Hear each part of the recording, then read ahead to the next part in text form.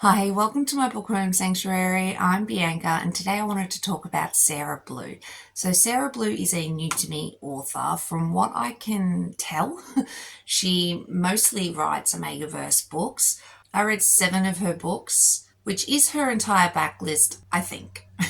She does have a few books that she's written with some other authors, but the ones I'm going to mention are all her on her own books that she's written. Let's start with One Pupped Up Pack. So this one I gave 5 stars, 5 flames. It's kind of chunky, 400 odd pages.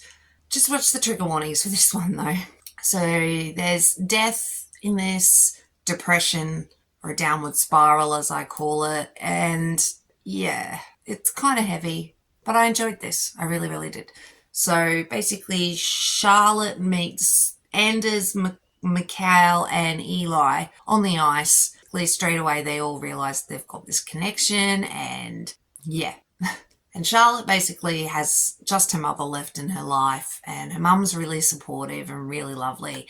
And the boys are about to start their professional ice hockey careers and other stuff, and there's tension there, and I really enjoyed this. It did have a major depression downward spiral, so keep an eye on that. And I just really liked this. I really, really did. So then I moved into her Heat Haven universe. So with the Heat Haven universe, I believe there's only 4 books and a conclusion story.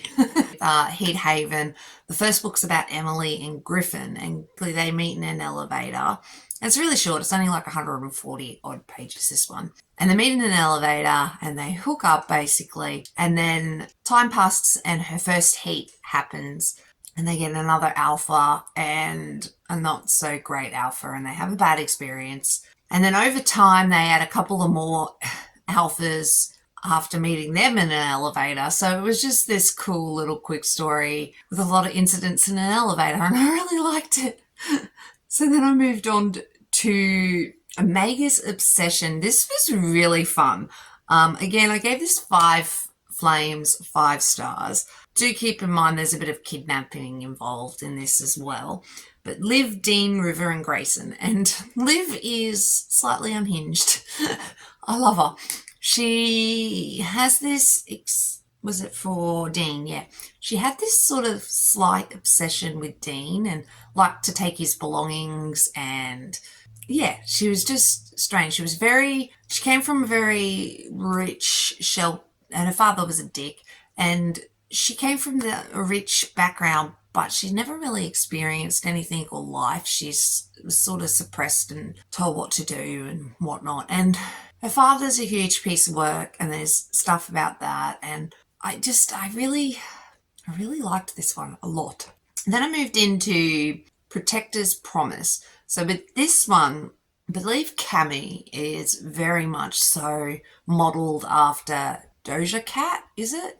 This one's called Data Cat, and Cami, and that's Cami's alter ego on stage. And she is a singer and whatnot, and she needs a bodyguard, and she's been having some issues, and she's got trust issues, and Smith comes in, and he's just this big growly alpha who ends up at first thinking Cammie's someone somewhat different, and it's their whole thing of, Smith really believes Cammie needs a pack, because that's what Omegas need. They need packs, more than one alpha. But Smith's kind of jealous, and he doesn't want other alphas with his Omega if he ever ends up with an Omega. He just wants Cammie to himself. Yeah, I really like how they dealt with all that, and Cammie coming to the terms, like Cammie sort of realising that she may not want a pack or may want a pack, but she does want Smith. So there's this whole thing. I really loved it. And then I moved into Too Tempting. So this one is complicated. So with this one, Kelsey is Smith's younger sister, and she's had some issues before with a bad breakup and how she dealt with that, basically. Sorry, Eve's just come into the room, so I get distracted when she comes in here. Hi, ma'am. How you going? So basically, Shyla and Emmett are already in a relationship, and so are Dom and Cameron. And Cameron is an Omega as well, and so is Kelsey. And Shyla is female, and so is Kelsey. So it's a bit of everybody thrown into the mix for fun.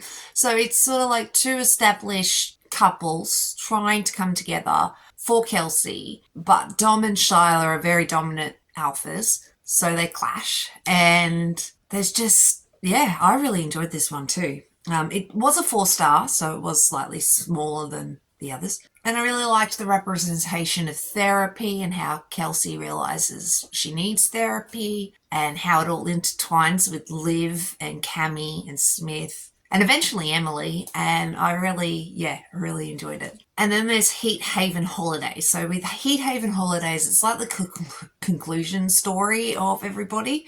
So everybody gets their own little chapter. You're just wrapping up their lives, and I think it's about 15 years later by the end of the story, and all the kids that they've had in the interim, and that's intriguing because it looks like she's going to possibly write about the children, which would be really interesting. I'm actually quite interested in a couple of them. And yeah, I loved the whole universe. I thought it was really fun. And then because I was already reading her books, I thought I would read her Charming series. So she only had one book of this out at the time. The second one has just been released, so I'll get to it eventually.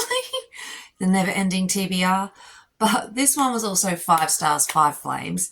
This was X's daddy kink sort of thing. Daddy kink's not necessarily my thing, but I did love this.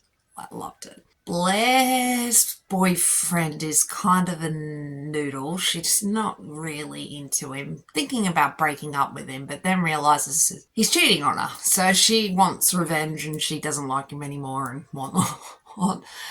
So then she sets her sight on Dax, and straight away she realizes she's got this connection with Dax, wants to continue with Dax, but at the same time doesn't really want to tell him that she used to date his son and why she started dating him in the first place. And there's this whole crazy nuts backstory with her coven and her mother and people trying to kill her, and yeah. It's crazy when I think about it. You know, Blair's a bit standoffish, and because of that, not many people like her. But I think she's a likeable person. And Dax was really sexy, and I liked how that all progressed. And yeah, I just loved everything about this. It was really interesting how it all went on. So that was just a quick little thing about Sarah Blue. Hope you enjoyed. And please subscribe if you wanted to. I would really appreciate it. And I'll catch you in the next one. Thanks, guys. Bye.